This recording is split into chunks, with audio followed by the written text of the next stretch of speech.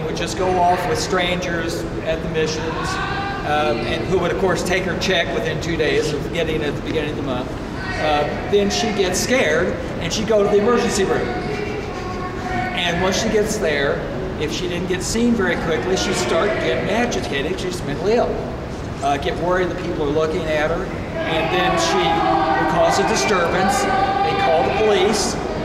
After arrest her because of causing a public disturbance, she ends up here. Well, she doesn't think she's mentally ill.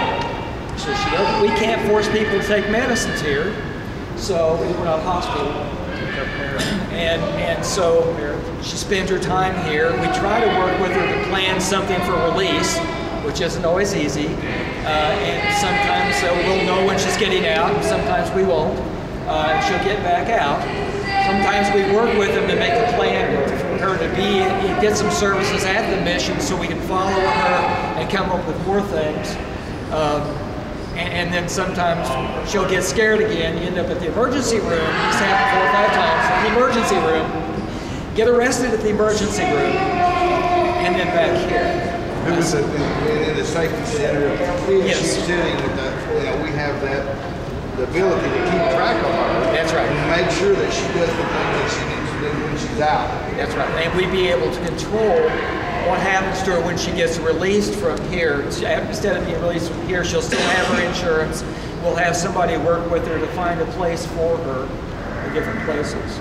That's one instance that I think. And we know we've had successes with that. Yes. I mean, we can show that it's been successful when you have the ability to track them and point them in the right direction. That's right.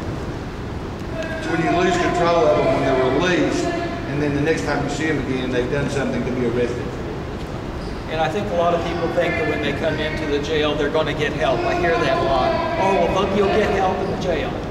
And Dr. Tennyson is one of our jail psychiatrists that we're contracted for 10 hours a week with psychiatrists.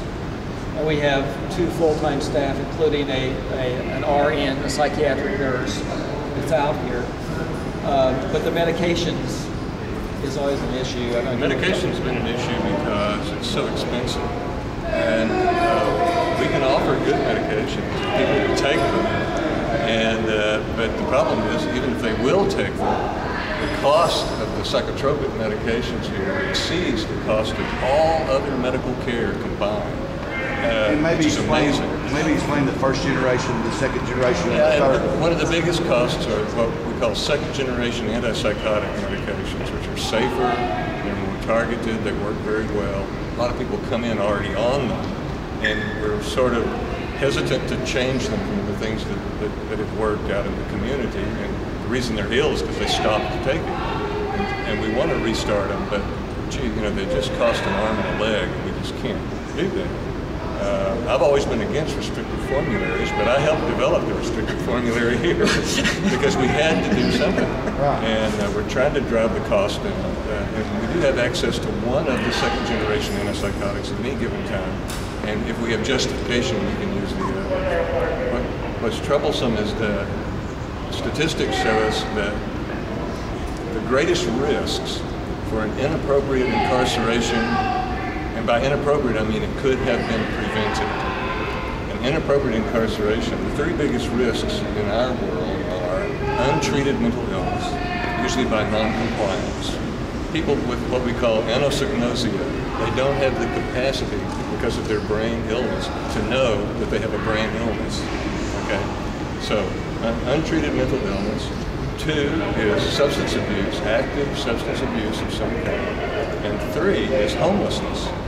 And if you put any 2 of those together, your risks of incarceration go way up. And if you put all 3 of them together, you're going to end up in jail sooner or later. If you're untreated mental illness, abusing drugs or alcohol, and homelessness, those are the big risks. And that's exactly what the Safety Center hits on.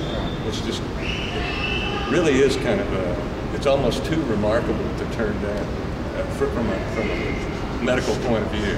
It really is something that we can actually approach this and do it right. Let me tell you about a guy that I saw right over there not too long ago. Actually, it has been a long time, but this is a classic situation. Person was arrested for usually a non-violent misdemeanor, something like simple trespass. somebody has gotten psychotic, and now on top of that, somebody gave them some crack last night, today they're messed up. Can you speak up a little bit? Wandering the streets and going to a store and shout and yell and become kind of a nuisance, and so they call the police. So what are they going to do? Here's this guy who acts disoriented, he doesn't know what's happening, he acts like he's listening to voices, he's hollering and threatening and scaring people in the store. Disorderly conduct, I guess. Intoxication by something, I guess. Simple trespass, probably. So you could make a case for let's get him off and let's save the population from this embarrassment and this annoyance.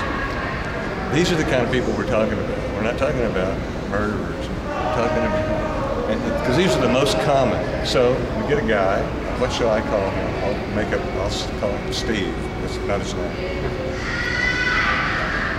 He's in this unit. He becomes perfectly happy to be here after a while. It's not a hospital, so we can't force medication. We don't have the capacity to do that. We don't have the medical capacity to follow up on it. We don't wrestle people to the floor and give them shots of Haldol. You can't do that here. This is not a hospital. So people can refuse medication. So you take a mentally ill person who's off their medicine, lock them in a cage, and don't treat them. And what happens? They get sicker and sicker and sicker and sicker. And so after a while, week after week, we come back, see him again and again and again. Eventually, he's naked all day, every day. He's covered with feces because he's decided he's going to camouflage himself against the Viet Cong.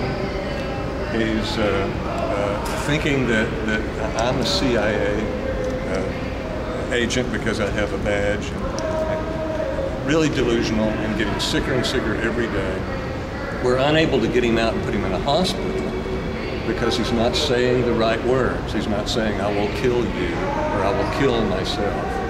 And by rule, the official state-mandated, what do they call it? What's MCU? Mobile crisis unit. There's another word for the mobile crisis units in state law. It's the state-mandated gatekeeper for higher levels of care. They're not going to approve hospitalization if a person is not imminently dangerous to themselves or other people and is not gravely disabled. And the way they can get away with saying that this man is not gravely disabled is because he's in a supported, supervised setting. So he's destined, he's going to stay here and get sicker and sicker and sicker. Well, guess what? One of these days this guy's going to be released. Back out with us again. Then what are we going to do? And the longer you let a psychotic episode go on, or a manic episode, or another mood instability episode, or even panic attacks go on and on and on, you're actually physically harming the brain. And it's going to take a while to physically recover and heal. So it's not the right thing to do from a humane point of view, from a medical point of view, from an ethical point of view, from a moral point of view, from an economic point of view, and from a public safety point of view. And that's my sermon. By the way, the guy finally got out because we, as mental health professionals, had to go back before the judge and say, please let him out. Some ACLU lawyer is going to come down here from New York City, and we're going to be in trouble. Now, if you use the same question. Okay, so they pick up John Doe at the football game for public intoxication. So he comes over to this safety center. I'm assuming that at that point we start running his records and see he's not a murderer who has been looking for. That will already be done before he's brought there. I mean, we'll know his history and past history. But we also, to go farther with what Chris said, we know that people that have been in this unit after treatment and therapy and drugs can be farmed out into other units in this facility. So it's not like we know the success rate is that once we do the things that these guys do, they can be put back in a population and do fine. Absolutely. You know, even though you hear them in here, and most of that's just because there's a crowd here. Yeah, that's what I'm gonna say. If we can step out in the hallway, he'll give her medicine, they'll calm down. Dr. Tennyson, Shower. could you just real briefly say how Steve's story would be different with the safety center? His story would be different in the safety center in that he would be taken to the safety center directly, right from the store where he was creating a nuisance, to the safety center. Because he's intoxicated, we would watch him for withdrawal.